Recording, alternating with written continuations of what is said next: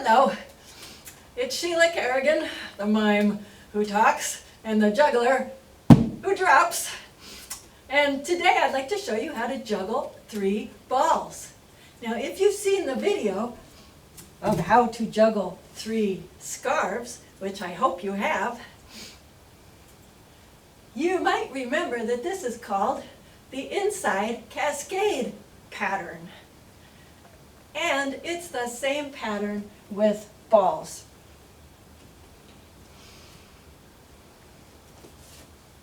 Oops! So each time I throw the ball, I throw it underneath or inside the ball before it. But of course, we're going to start by breaking it down into its little parts. So we're going to start with 1 ball. And this is what I'm doing with all of those throws. I'm throwing from one hand to the other, and the ball is going just a little bit above my head, and I'm trying to get the ball so it lands right in my hands. And there's a magic spot in my hand that I'm aiming for, and that's called the eye of the hand. And when we were babies, if somebody put their finger right here, we would grab onto it and not let go. And it'd be really hard to pull your finger out of a baby's grasp like that. So we want the ball to land in that spot because our fingers will curl around the ball. So that's where you want to catch the ball. Not up here and not down here, but right there. So if you can do this 10 times without dropping, you celebrate! Yay! And then you're ready for 2 balls. 2 balls, you use the same throw. First 1 throw. When it gets to the top, you throw the second one.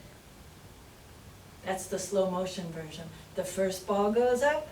When it gets to the top, the second ball goes up. So it goes throw, throw, catch, catch. Throw, throw, catch, catch. So it's not up. That's not it. It's throw, throw, catch, catch. It's harder than it looks. And you might find yourself going throw, throw, ah! And that's okay, but what you want to do is think about what went wrong and tell yourself what you want to do, so your mind knows what you're trying to do. So if one of your balls is going way out in front of you, you think to yourself, I really want that ball to go right to my hand, and then you try it again. You keep paying attention to what you're doing and telling yourself what you want to do. And when you can do this 10 times in a row, oh, that's big time. Yay for you! So then you're ready for 3 balls. You have to start with 2 in one hand and 1 in the other hand. And the hand that has 2 throws the first throw. The first throw goes up. The second throw from the other hand goes up underneath it. And the third throw goes up underneath that. It's kind of hard to demonstrate in slow motion. So it looks like I'm starting with the orange ball, then the blue ball, then the yellow ball. Throw, throw, throw, catch. That's 1 juggle. 3 throws and 3 catches. But I want to keep going, so I can go 1, 2, 3, 4. Woohoo! And then I go 1, 2, 3, 4, 5. Oh yeah! And then I go 1, 2, 3, 4, 5, 6. If I throw them higher, I have more time, and it might be easier, but maybe not. I don't know. So what happens if you don't have 3 balls like this at your house? There's some other things you can juggle too. Maybe somebody in your house plays tennis. Maybe they have 3 dead tennis balls that you could use. You can juggle tennis balls. What if you don't have any tennis balls in your house? Well, does anybody in your house play lacrosse? These are lacrosse balls. I got these secondhand at a secondhand sports store. They were not very expensive. What if you don't have any lacrosse balls in your house? Well, maybe you have some bean bags. What if you don't have any bean bags in your house? There's still one thing you can use. Socks. So I'm going to take this sock, I'm going to open it up, I'm going to put rocks inside the sock.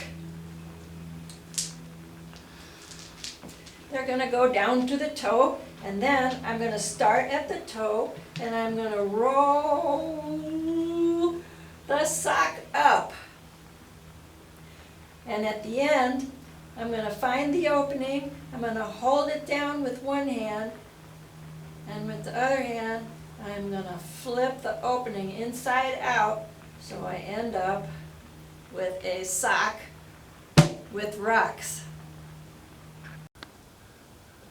So now, I've already made 2 other socks with rocks in them, and guess what?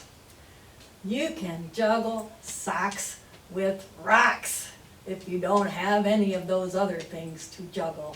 Woohoo!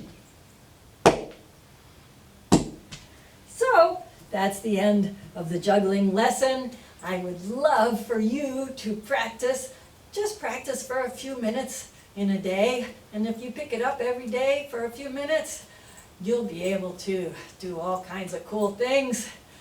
So, I hope you have fun with it. Bye-bye.